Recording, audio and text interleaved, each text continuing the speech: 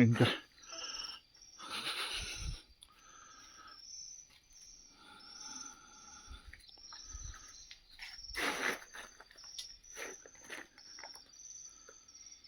Forest ಡಿಪಾರ್ಟ್ಮೆಂಟ್ನವ್ರು ಬಂದಿದ್ದಾರೆ, ಬಂದು inspection ಮಾಡ್ತಿದ್ದಾರೆ. ಬೆಳಿಗ್ಗೆ ಬಂದು ಫಾರೆಸ್ಟರ್ ಬಂದು ಇನ್ಸ್ಪೆಕ್ಷನ್ ಮಾಡ್ತಾರೆ ಅಂತ ಹೇಳಿದ್ದಾರೆ. ಆನೆ ಬಂದು ಪೆಟ್ ಮಾಡಿದೆ ಗಾಡಿಗೆ. ಸರ್ ನಮಸ್ತೆ. ನಮಸ್ತೆ. ನಿನ್ನೆ ರಾತ್ರಿ ಒಂದು, ಈಗ ನೀವು ಹಾಸನಿಂದ ಬರ್ತಾ ಇದ್ರಿ ರಾತ್ರಿ. ನಾವು ನಿನ್ನೆ ಆಕ್ಚುಲಿ ಒಂದು ಫಂಕ್ಷನ್ ಅಟೆಂಡ್ ಮಾಡ್ಕೊಂಡು ಬೆಂಗಳೂರಿಂದ ವಾಪಸ್ ತಲುಪ್ತಿದ್ವಿ. ಫ್ಯಾಮಿಲಿಯಲ್ಲಿ ನಾನು ಡ್ರೈವ್ ಮಾಡ್ತಿದ್ದೆ, ನಮ್ಮ ತಂದೆ ಪಕ್ಕ ಕೂತಿದ್ರು, ನಮ್ಮ ತಾಯಿ ನಮ್ಮ ಅಕ್ಕ ಅವರಿಬ್ರು ಸಣ್ಣ ಮಕ್ಕಳು ಹಿಂದೆ ಕೂತಿದ್ದಾಗ ಆ ಸಂದರ್ಭದಲ್ಲಿ ಕನಿಷ್ಠ ಒಂದು 12-12:30 ರಾತ್ರಿ ಟೈಮಿಗೆ ಇದೇ ರೋಡಲ್ಲಿ ಕರೆಕ್ಟಾಗಿ ನನ್ನ ಕಾರ್ ತಗೊಂಡು ಸೀದಾ ಹಿಂಗೆ ಬರ್ತಾ ಹಿಂಗೆ ಬಂದು ಹಿಂಗೆ ಟರ್ನ್ ಮಾಡಿದೆ. ಅಷ್ಟೊತ್ತಿಗೆ ಏನು ಕಂಡು ಬರಲಿಲ್ಲ. ಆನೆ ಅಲ್ಲಿ ನಿಂತಿತ್ತಾ? ಒಳಗೆ ನಿಂತಿದೆ, ಒಂದ್ 5 ಗಿಡ ಒಳಗೆ ನಿಂತಿದೆ. ನನಗೆ ಗೊತ್ತಾಗ್ಲಿಲ್ಲ, ನಂಗೆ ಕಂಡು ಬಂದಿಲ್ಲ ರಾತ್ರಿ. ಟರ್ನ್ ಮಾಡಿ ಕಾರ್ ಇಷ್ಟು ಮುಂದೆ ಕರೆಕ್ಟಾಗಿ ಪಾರ್ಕ್ ಮಾಡೋದಂತ ಒಳಗೆ ಹೋದೆ. ಆ ಸಂದರ್ಭದಲ್ಲಿ ಬೇಗ ಹಿಂದೆಯಿಂದ ಬಂದ್ಬಿಟ್ಟು ತನ್ನ ಕೊರೆಯಿಂದ ಗಾಡಿ ಮೇಲೆ ಎತ್ತು. ಅಲ್ಲಿ ಅದು ಚುಚ್ಚಿರೋದಲ್ವಾ ಸರ್? ಅದು ಇದ್ದಂತ ಅದ್ರಿಂದ ಕೊರೆ ಇದು ಒಳಗೆ ಹೋಗಿರೋದು. ಗೊತ್ತಾಯ್ತು. ನಮ್ಮ ತಾಯಿ ಮಕ್ಕಳು ನಮ್ಮ ಅಕ್ಕ ಎಲ್ಲ ಹಿಂದೆ ಕಾರಲ್ಲೇ ಕೂತಿದ್ರು. ಹೊಡೆದಿರೋದು ಫೋರ್ಸಿಗೆ ಗಾಡಿ ಆಟೋಮೆಟಿಕ್ ಶೆಡ್ ಒಳಗೆ ಹೋಯ್ತು. ಅಷ್ಟು ಫೋರ್ಸ್ ಅಲ್ಲಿ ಹೊಡೆದಿತ್ತು.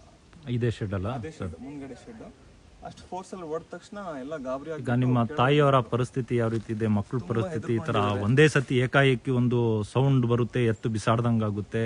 ಈಗ ಎಲ್ಲರೂ ತುಂಬಾ ಒಂಥರ ಜ್ವರ ಬಂದ್ಬಿಟ್ಟಿದೆ, ಹೆದರ್ಕೊಂಡು. ಆತರ ಮನಸ್ಥಿತಿ ಆತರ ಆಗಿದೆ ಎಲ್ಲರದು. ನಾವ್ ಎಷ್ಟಾದ್ರೂ ನಾವು ಪುರುಷರು ಸ್ವಲ್ಪ ಗಟ್ಟಿ ಇರ್ತೀವಿ, ಅವರು ಹೆಣ್ಮಕ್ಳೆಲ್ಲ ತುಂಬಾ ತುಂಬಾ ಜಾಸ್ತಿ ಇಂಪ್ಯಾಕ್ಟ್ ಆಗಿದೆ ಅವ್ರ ಮೇಲೆ. ತುಂಬಾ ದಿನ ಪರಿಸ್ಥಿತಿ ಇದೇ ತರ ಆಗ್ಬಿಟ್ಟಿದೆ. ಈಗ ಮುಂಚೆ ಎಲ್ಲ ತೋಟ ಒಳಗೆ ಹೋಗಿ ಕೆಲಸ ಮಾಡಿ ತುಂಬಾ ಕಷ್ಟ ಆಗ್ತಿತ್ತು. ಈಗ ಮನೆ ಹತ್ರನೂ ನಾವು ಸೇಫ್ ಇಲ್ಲ ಅಂದ್ರೆ ನಾವು ಅರಣ್ಯ ಇಲಾಖೆಯಿಂದ ಒಂದು ರಿಕ್ವೆಸ್ಟ್ ಮಾಡ್ಕೋಬಹುದು. ಇಲ್ಲಾಂದ್ರೆ ಏನ್ ಹೇಳೋದು ಗೊತ್ತಾಗ್ತಿಲ್ಲ. ಎಷ್ಟು ಸುಮಾರು ಪ್ಲಾಂಟರ್ಸ್ ಬರ್ತಾರೆ, ನಾವು ಪ್ರೊಟೆಸ್ಟ್ ಮಾಡ್ತಾನೆ ಇದೀವಿ, ಏನು ಅವರು ಆಕ್ಷನ್ ತಗೋತಿಲ್ಲ. ಈಗ ಈ ತರ ಈಗ ಆನೆ ಏಕಾಏಕಿ ಬಂದ್ಬಿಟ್ಟು ಈ ತರ ಅಟ್ಯಾಕ್ ಮಾಡ್ಬಿಟ್ರೆ ಜೀವನ ಪ್ರಶ್ನೆ ಅದು. ಹೌದು. ಈಗ ನಾವಿದ್ರೆ ನಮ್ಮ ತೋಟ ಎಲ್ಲೆಲ್ಲ ನಾವು ಉಳಿಸ್ಕೋತೀವಿ. ನಮ್ ಜೀವಕ್ಕೇನೆ ಹಾನಿ ಆಗಿದ್ರೆ ಮುಂದೆ ಫ್ಯೂಚರ್ ಎಲ್ಲ ತುಂಬಾ ಇಲ್ಲಿದ್ದು ನಾವು ವಾಸ ಮಾಡೋದು ತುಂಬಾ ಕಷ್ಟ ಆಗಿದೆ. ಸರ್, ಇದು ಯಾರಾದ್ರೂ ಅರಣ್ಯ ಹಿರಿಯಾಧಿಕಾರಿಗಳು ಯಾರು ಬಂದಿದ್ರ? ಈಗ ಫಾರೆಸ್ಟರ್ ಆಗಿರ್ಬೋದು, ರೇಂಜರ್, ಅವ್ರ ಕರ್ತವ್ಯ ಇದೆ, ಅವ್ರು ಬಂದು ನೋಡ್ಬೇಕು ಅಂತ. ರಾತ್ರಿ ನಾನು ಫೋನ್ ಮಾಡಿ ಇಮಿಡಿಯೇಟ್ ಆಗಿ ಕರ್ಸಿ ATF ಟೀಮ್ ಅವ್ರಿಗೆ ಫೋನ್ ಮಾಡಿದ್ರು. ಅವ್ರ ಗಾರ್ಡ್ಸ್ 4 ಜನ ಬಂದ್ಬಿಟ್ಟು ಒಂದು ಸ್ಪಾಟ್ ಇನ್ಸ್ಪೆಕ್ಷನ್ ಮಾಡಿಬಿಟ್ಟು 1-2 ಪಟಾಕಿ ಹೊಡೆದ್ರು. ಆಮೇಲೆ ಹೋಗ್ಬಿಟ್ರು ಅವರು. ಆಮೇಲೆ ಈಗ ಮಧ್ಯಾಹ್ನ ಆಗ್ಬಿಟ್ಟಿದೆ. ಇಷ್ಟೊತ್ತಿವರೆಗೂ ಇನ್ನೂ ಅವರಿಂದ ಏನು. ಇದು ಮಾರನೇ ದಿವಸ ಬೆಳಿಗ್ಗಾಗಿ, ಈಗ ಮಧ್ಯಾಹ್ನನೂ ಆಗ್ತಾ ಬಂತು. ಯಾರು ಕೂಡ ಹಿರಿಯ ಅಧಿಕಾರಿಗಳು ಬಂದಿಲ್ಲ.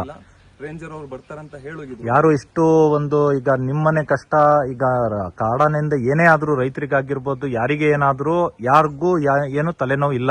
ಯಾರು ಕೂಡ ಆದಷ್ಟು ಬೇಗ ಒಂದು ಪರಿಹಾರದಾಗಿರ್ಬೋದು, ನಿಮ್ ಮನೆ ಪರಿಸ್ಥಿತಿ ಏನಾಗಿರ್ಬೋದು ನಿಮ್ಗಳಿಗೆ ಅನ್ನೋದು ಯಾರು ಯೋಚನೆ ಮಾಡ್ತಿಲ್ಲ ಸರ್. ಎಲ್ಲರಿಗೂ ಏನಂದ್ರೆ ಅವ್ರ ಡ್ಯೂಟಿ ಸುಮ್ಮನೆ ಮಾಡ್ತಾರೆ, ಹೋಗ್ಬಿಡ್ತಾರೆ.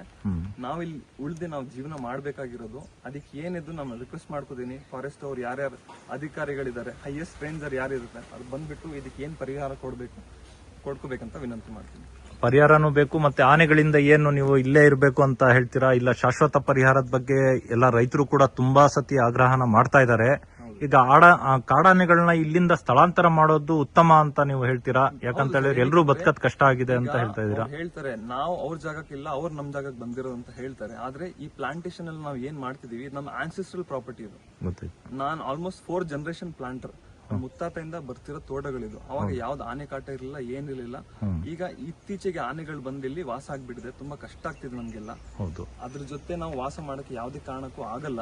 ಅದರಿಂದ ಅದಕ್ಕೆಲ್ಲ ಏನ್ ಕ್ಯಾಪ್ಚರ್ ಮಾಡಿ ಅದಕ್ಕೆ ವೈಲ್ಡ್ ರೇಂಜ್ ಎಲ್ಲಿ ಬಿಡಬೇಕು ಅಂತ ಅವ್ರಿಗೆ ಸೂಕ್ತವಾದ ಏನ್ ಜಾಗ ಇದೆ ಅಲ್ಲಿಗೆ ಹೋಗಿ ಅದಕ್ಕೆಲ್ಲ ಬಿಟ್ಬಿಟ್ಟು ಮತ್ತೆ ಈ ಕಡೆ ಮತ್ತೆ ಬರ್ದಂಗೆ ಏನಾದ್ರು ಸರ್ಕಾರ ಇವರು ವ್ಯವಸ್ಥೆ ಮಾಡ್ಕೊಡ್ಬೇಕು ನಮ್ಗೆ. ಹೌದು, ಅದು ಕಾಡ್ ಪ್ರಾಣಿ ಇದೆ, ಅದು ಕೂಡ ಬದುಕ್ಲಿ, ಅದು ಕೂಡ ಕಾಡಲ್ಲಿ ಬದುಕ್ಲಿ ಅಂತ ಹೇಳಿ. ಅದು ಒಂದ್ ಪ್ರಾಣಿ ಅದು ಬದುಕ್ಲಿ, ಆದ್ರೆ ಆ ಜಾಗ ಅವ್ರದ್ದು ಎಲ್ಲಿದೆ ಅಲ್ಲಿ ಹೋಗಿ ಅವ್ರು ಬದುಕಿದ್ರೆ ಅವರು ನೆಮ್ಮದಿಯಾಗಿರ್ತಾರೆ, ನಾವು ನೆಮ್ಮದಿಯಾಗಿರ್ತೀವಿ. ಹೌದು.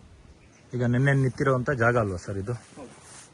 ನೋಡ್ತಾ ಇರ್ಬೋದು ಸ್ನೇಹಿತರೆ, ಯಾವ ರೀತಿ ಬಂದಿದೆ ನೋಡಿ. ಅದರ ಹೆಜ್ಜೆಗಳು ನೋಡ್ಕೊಳ್ಳಿ. ಇಲ್ಲಿ ಅಟ್ಯಾಕ್ ಮಾಡೋ ಸಂದರ್ಭದಲ್ಲಿ ಯಾವ ರೀತಿ ಬಂದಿದೆ ಅಂತ ನೋಡ್ತಾ ಇರ್ಬೋದು. ಇಂಥ ಒಂದು ತೋಟಗಳು ಎಲ್ಲಿ ನಿಂತಿರುತ್ತೆ, ಏನಾಗಿರುತ್ತೆ ಅಂತ ಹೇಳಕ್ಕಾಗಲ್ಲ.